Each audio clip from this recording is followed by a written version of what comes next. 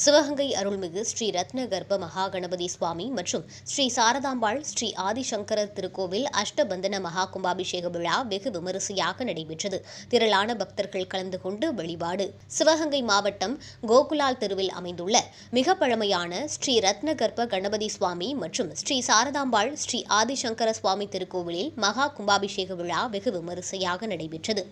இத்திருக்கோவில் மைசூர் சிற்ப சித்தாந்தி ஸ்ரீ சித்தலிங்க சுவாமிகளால் ஸ்ரீ அபூர்வ கணபதி விக்கிரகம் செய்து 1958 ஆண்டு கும்பாபிஷேக விழா நடைபெற்றது.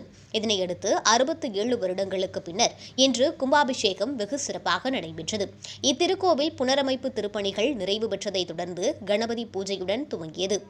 கோவில் முன்பு யாகசாலை அமைத்து புனித நீர் நிரப்பிய நவ கலசங்களுக்கு பூமாலைகள், பட்டு வஸ்திரங்கள் வைத்து அலங்கரித்தனர். தொடர்ந்து பிரதான கலச தாபனம், நவக்கிரக ஹோமம், குரு பிரார்த்தனை, மூலமந்திர ஜபம், கலச பூஜை, அங்கள நீராஜனம், சதுர்வேத சேவை, கும்பாபிஷேக அங்க ஹோமம் உள்ளிட்ட பல்வேறு ஹோமங்கள் நடைபெற்று யாக குண்டத்தில் பட்டு சேலை, பழங்கள், இனிப்பு வகைகள் சமர்ப்பித்து பூர்ணாகதி அளிக்கப்பட்டு தீபாராதனை காண்பிக்கப்பட்டது.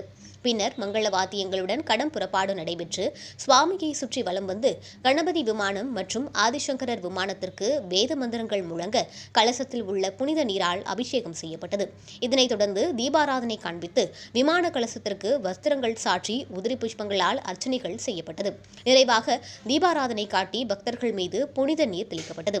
இதில் ஏராளமான பக்தர்கள் கலந்து கொண்டு கும்பாபிஷேக விழாவை கண்டு வழிபாடு செய்தனர். விழா ஏற்பாடுகளை மடம் மேலாளர் ராமசாமி உள்ளிட்ட விழா கமிட்டியினர் செய்தனர். விழாவை முன்னிட்டு அன்னதானம் நடைபெற்றது.